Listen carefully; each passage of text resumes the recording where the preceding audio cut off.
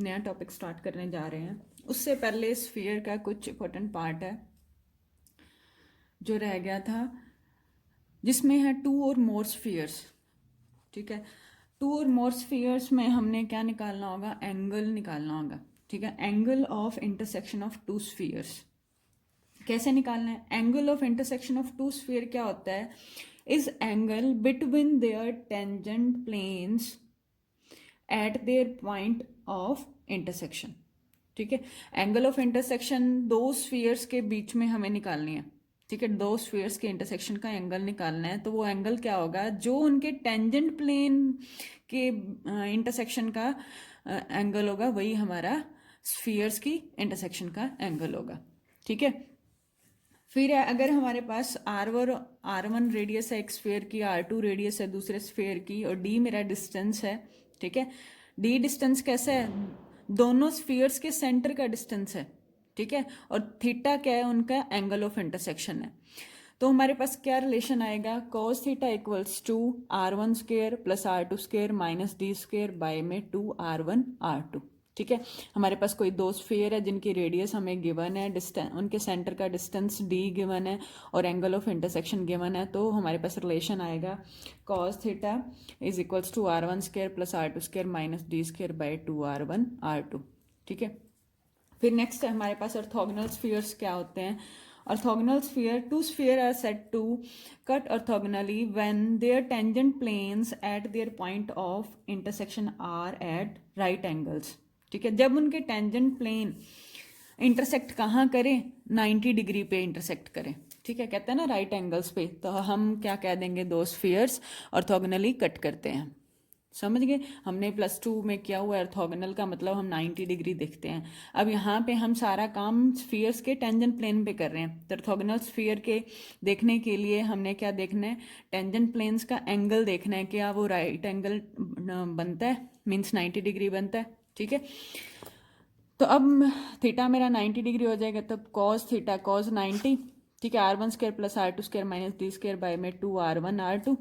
Cos 90 क्या होता है, 0, तो यहाँ से रिलेशन क्या आ जाएगा मेरे पास, R1 square plus R2 square equals to D square, means radius के स्क्वायर का सम, फर्स्ट स्फीयर की रेडियस सेकंड स्फीयर की रेडियस। ठीक है, किसके इक्वल है, सेंटर का जो डिस्टेंस है उसके स्क्वायर के इक्वल है। ठीक है, कंडीशन ऑफ ऑर्थोगोनैलिटी, दो स्फीयर हमारे पास गिवन होंगे, उन क्या कंडीशन होगी कि वो ऑर्थोगोनल होंगे।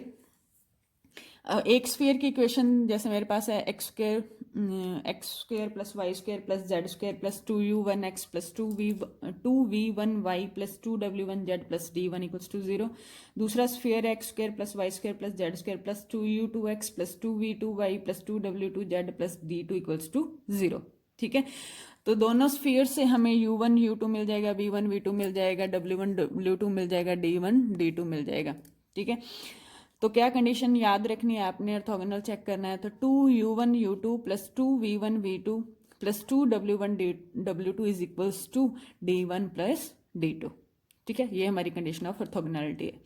अब हमारे पास एंगल का अगर क्वेश्चन आता है तो इस पे बेस्ड आएगा। ऑर्थोगोनल का, ऑर्थोगोनल स्फीयर चेक करने होंगे तो आपने एंगल देखना है, और ऑर्थोगोनैलिटी की कंडीशन देखनी है, लगानी है, तो ऐसे। ठीक है, दो स्फीयर दे रखे हैं, उनको ऑर्थोगोनल चेक करना, तो इस कंडीशन का यूज करना है। नेक्स्ट, अब हमारे पास है टॉपिक हमारा सिलेंडर। ये है हमारा चैप्टर नंबर 8। क्या होता है cylinder, cylinder is a surface generated by a moving straight line. ठीक है, is a surface generated by a, ठीक है, generated by a moving straight line. ठीक है, जो स्ट्रेट लाइन क्या कैसी है, which is parallel to a fix line. समझ गए, सिलेंडर हमारा एक सरफेस है जो एक मूविंग लाइन, एक लाइन स्ट्रेट लाइन मूव कर रही है, वो स्ट्रेट लाइन फिक्स लाइन के पैरेलल है। ठीक है, और क्या कंडीशन सेटिस्फाई करता हो, या तो मे इंटरसेक्ट अ फिक्स कर्व, ठीक है, फिक्स कर्व को इंटरसेक्ट करता हो, या टच अ गिवन सरफेस, या किसी सरफेस को, गिवन सरफेस को टच करता हो, या the moving line is at a constant distance, और जो हमारी मूविंग लाइन है वो फिक्स पॉइंट से, फिक्स लाइन से क्या है, कांस्टेंट डिस्टेंस पे हो। ठीक है, moving line is at a constant distance from the fix line. जो मेरी मूविंग लाइन होगी वो क्या कहलाएगी, जनरेटर ऑफ लाइन कहलाएगी। ठीक है, ये है ना मेरे पास। और फिक्स्ड कर्व मेरी क्या हो गई, गाइडिंग कर्व हो गई। ठीक है, तो अब मेरे पास क्वाड्रेटिक सिलेंडर कब बनेगा, a cylinder whose equation is of second degree in X Y Z is called a quadratic cylinder. ठीक है, सिलेंडर है जिसकी हम इक्वेशन निकालेंगे और एक्स वाई जेड की डिग्री क्या आ जाए, सेकंड डिग्री आ जाए, तो हम क्वाड्रेटिक, हमें पता है क्वाड्रेटिक इक्वेशन सेकंड डिग्री की होती है। सिलेंडर की डेफिनेशन आ सकती है आपके कंपल्सरी पार्ट में। ठीक है, तो सिलेंडर की डेफिनेशन याद रखना, is a surface generated by a moving straight line which is parallel to a fix line and satisfy one more condition. Condition क्या है, या तो वो फिक्स कर्व को इंटरसेक्ट करती होगी, या सरफेस को टच करती होगी, या मूविंग लाइन का फिक्स पॉइंट से डिस्टेंस क्या होगा, कांस्टेंट होगा। ठीक है, वैसे तो सबको ही पता है सिलेंडर ऐसे निकालते हैं हम, इसकी रेडियस लेते हैं, ठीक है, एक्सिस लेते हैं। अब हमारे पास इस पे बेस्ड क्वेश्चन है, फर्स्ट क्वेश्चन है, आर्टिकल है और क्वेश्चन आपका सेम है। ठीक है, तो मैंने क्वेश्चन करवा दिया, आर्टिकल रीड करोगे तो ऐसा ही है, आर्टिकल में भी सेम आपके पास लाइन दे रखी होगी और एक कर्व दे रखी होगी, दोनों का यूज करके हमें सिलेंडर की इक्वेशन निकालनी है। तो फर्स्ट एग्जांपल क्या है, कहता है find the equation to the cylinder whose generators are parallel to the line, line की इक्वेशन दे दी। ठीक है, एंड हुज गाइडिंग कर्व, मतलब जो हमारी फिक्स कर्व है वो क्या है, एलिप्स है, कैसा, Z equals to 3 and X square plus 2 Y square equals to 1। ठीक है, तो अब देखो, अब हमें पता है कि जो जनरेटर है वो क्या है, फिक्स जनरेटर है, वो इस लाइन के पैरेलल है। ठीक है, तो जनरेटर का हमने कोई पॉइंट लेट कर लिया x1 y1 z1, क्या है, एनी पॉइंट है ऑन जनरेटर पे। ठीक है, जनरेटर कैसा है, जो मेरी लाइन, इसको इक्वेशन नंबर 1 दे दिया, इसके पैरेलल है। ठीक है, तो हम इक्वेशन ऑफ जनरेटर निकाल सकते हैं, पॉइंट है मेरे पास और हमारे पास LMN भी है, x minus x1 by 1, y minus y1 by में ये माइनस क्या नीचे आ जाएगा, माइनस का 2, और z माइनस z1 बाय में 3।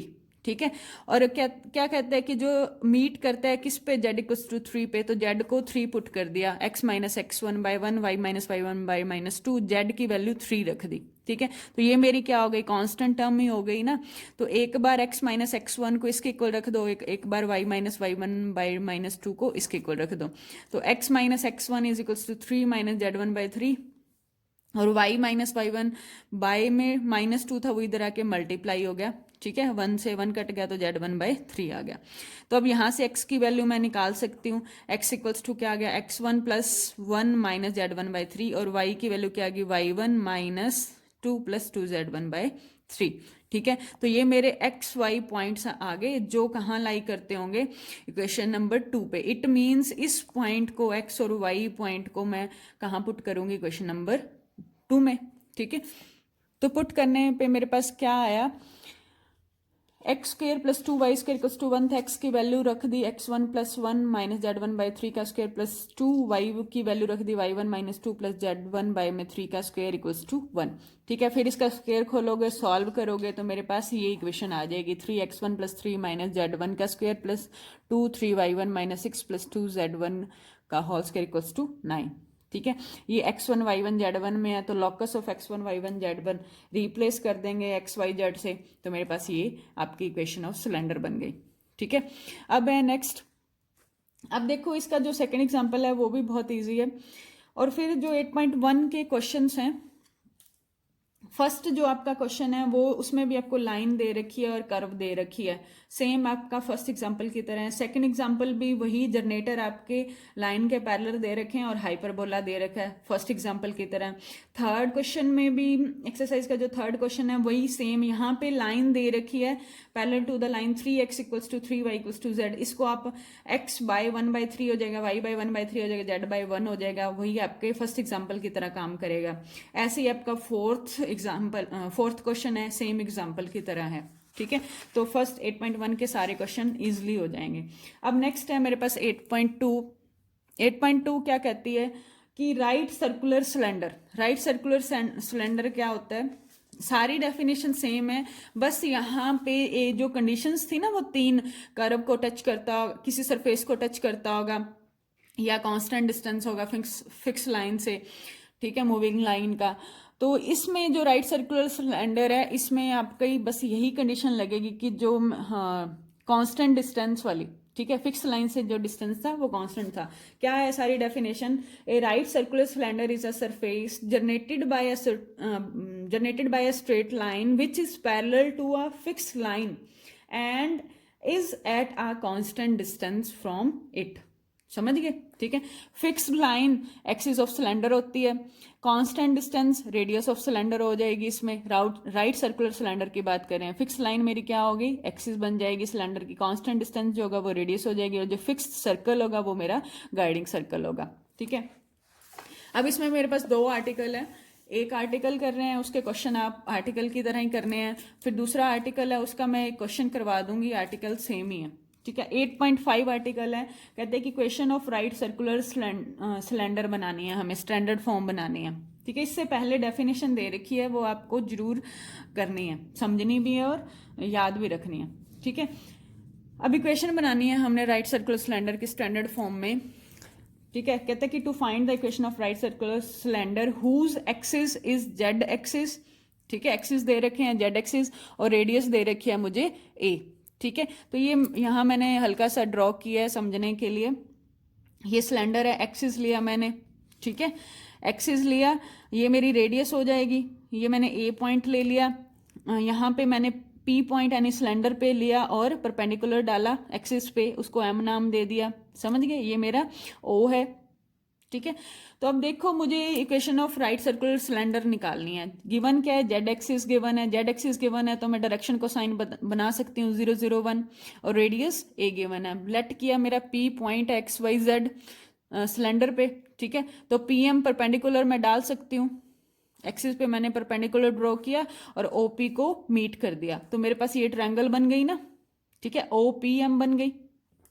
ठीक है, तो ओपी मैं निकाल सकती हूँ, ओ मेरा ओरिजन है 0 0 0, पी मैंने लेट किया x Y z, OP distance फॉर्मूले से क्या आ जाएगा? X square plus y square plus z square root. ठीक है, और ओ एम मेरी क्या है? प्रोजेक्शन है। एम पी क्या हो जाएगा? जो ओ ए होगा। ठीक है, ओ ए मेरी रेडियस है ना ए, तो एम पी की वैल्यू भी क्या हो जाएगी? ए हो जाएगी। ठीक है, एमपी में मेरा ए हो गया। अब ओ एम देखो, ये आपने प्लस 2 में पढ़ा हुआ है प्रोजेक्शन का टॉपिक। ओ एम मेरी क्या है? Projection of OP on axis. ठीक है, प्रोजेक्शन कैसे निकालते हैं? ओपी एक्स माइनस 0 इंटू में एल, एल मेरा क्या है? क्या थे मेरे? Direction cosine 0। ठीक है, y माइनस 0 इंटू में m मतलब 0, और z माइनस 0 इंटू में n 1। ठीक है, तो ये मेरी प्रोजेक्शन का फॉर्मूला होता है, ये भी 0 हो गया, ये भी 0 हो गए, और क्या बच गया? z इंटू 1 मतलब z बच गया। इट मीन्स ओ एम की वैल्यू कितनी आ गई? z आ गई। तो अब देखो सारी वैल्यूज आ गई, ये भी आ गई, ये भी आ गई और ये भी आ गई, तो मैं पाइथागोरस प्रमेय लगा सकती हूँ। ठीक है, एम ओ पी ट्रायंगल में O M square, O M square plus M P square is equals to O P square. O M की वैल्यू पुट कर दी, जेड स्क्वायर, एम पी की वैल्यू ए है, radius a square equals to O P की value put कर दी, solve किया तो मेरे पास क्या इक्वेशन आ गई? Standard form x square plus y square equals to a square. ठीक है, ऐसे ही मेरा नेक्स्ट आर्टिकल है, उसमें जो हमारे पास एक्सिस दे रखा था, यहाँ तो जेड एक्सिस दे रखा था, वहाँ हमारी जो एक्सिस है वो एक लाइन दे रखी है। लाइन कैसी है? X minus X one by L, Y minus Y one by M और Z minus Z one by N. हमें क्या चाहिए? सिर्फ मेन तो डायरेक्शन, एक्चुअल डायरेक्शन को साइन चाहिए। इस लाइन के जो डायरेक्शन को साइन है वो किसके प्रोपोर्शनल है? एल एम एन के। एक्चुअल डायरेक्शन को साइन हम निकाल सकते हैं l by l square plus n square का रूट, और दूसरा एम बाय में m square plus l square plus m square plus n square का रूट, और एन बाय में under the root l square plus m square plus n square. ठीक है, तो ये अब उसमें सिर्फ बाकी सारा काम आपने वैसे ही करना है। यहाँ पे 001 में काम किया था और यहाँ पे हम 001 की जगह पे ये वाले डायरेक्शन को साइन लेके चलेंगे। बाकी सारा क्वेश्चन सेम है, वही ओपी निकालना है आपने, ओएम निकालना है। ठीक है, ओएम। अब देखो इसका क्वेश्चन कर लेते हैं सेकंड आर्टिकल का। ये जो सेकंड आर्टिकल है ये हमारी जनरल फॉर्म थी, ये स्टैंडर्ड फॉर्म थी हमने जो ऊपर किया, और ये आपकी जनरल फॉर्म है। ठीक है, तो इसका जनरल फॉर्म का क्वेश्चन कर लेते हैं। एग्जाम्पल नंबर सेकंड है, क्या कहते हैं कि find the equation of right circular cylinder of radius 2 and axis line दे रखी है, क्या? x minus X one by two, Y minus Y one by two और z माइनस सॉरी y-2/1 और z-3/2। ठीक है, अब देखो लाइन दे रखी है वही आर्टिकल की तरह, रेडियस दे रखा है 2। पहला काम तो हमें एक्चुअल डायरेक्शन को साइन निकालने हैं। प्रोपोर्शनल किसके हैं? 2 1 2 के। ठीक है, एक्चुअल क्या हो जाएंगे? 2 बाय में 2 स्क्वायर प्लस 1 स्क्वायर प्लस 2 का स्क्वायर का रूट, और दूसरा 1 बाय में 2 square plus 1 square plus 2 square under the root, फिर 2 बाय में under the root 2 square plus 1 plus 2 square. ठीक है, तो मेरे एक्चुअल डायरेक्शन को साइन क्या आ गया? 2/3 और 1/3 और 2/3। ठीक है, फिर बाकी वही काम, हमने एक पॉइंट लिया P, सिलेंडर पे लेट किया और PC परपेंडिकुलर डाला एक्सिस पे। एक्सिस मेरी लाइन है, AN लाइन है ना। ठीक है, और मेरे पास अब देखो इस डेफिनेशन को हम जो स्टेटमेंट है इसको ऐसे भी कह सकते हैं, find the equation of right circular cylinder of radius 2 and whose axis, कैसा सिलेंडर है जिसके एक्सिस पास करते हैं कौन से पॉइंट से? 1 2 3, ये x1 y1 z1 होते हैं ना, तो ये मेरा पासिंग पॉइंट हो गया। ठीक है, और जिसके डायरेक्शन को साइन किसके प्रोपोर्शनल है? 2 1 2। ठीक है, तो अब मेरे पास पॉइंट किससे पास करता है? 1 2 3, एक्सिस जो मेरी है वो पास करती है, सिलेंडर है जो पास करता है 1 2 3 से, तो मेरा ए पॉइंट लेट कर लिया इसको मैंने। ठीक है, एक्सिस पे होगा ये पॉइंट, और हमें राइट ये मेरी परपेंडिकुलर डालना है ना, तो राइट एंगल ट्रायंगल बन गई ACP। राइट एंगल ट्रायंगल का यूज कर लिया पाइथागोरस लगा के, AP square equals to A square plus CP square. ठीक है, तो AP निकालना है, AP तो इजली निकल जाएगा, 2 पॉइंट का डिस्टेंस निकालना है। ठीक है, AC मेरी प्रोजेक्शन हो गई, CP मेरी रेडियस होगी जो 2 है। AC प्रोजेक्शन निकाल लो, AC क्या है? Projection of AP on line AN पे। ठीक है, तो x माइनस 1 इंटू में 2/3।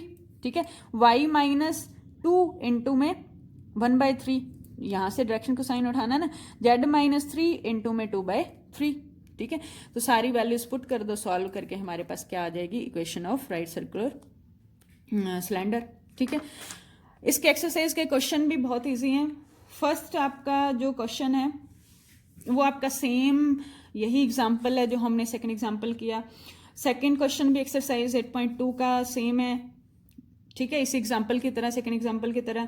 थर्ड क्वेश्चन आपका थर्ड, फोर्थ, फिफ्थ, ये तीनों क्वेश्चन एग्जाम्पल नंबर फर्स्ट की तरह है। ठीक है, फिर जो सिक्स्थ है वो आपका एग्जाम्पल नंबर थर्ड की तरह है, और सेवंथ क्वेश्चन भी आपका एग्जाम्पल नंबर थर्ड की तरह है।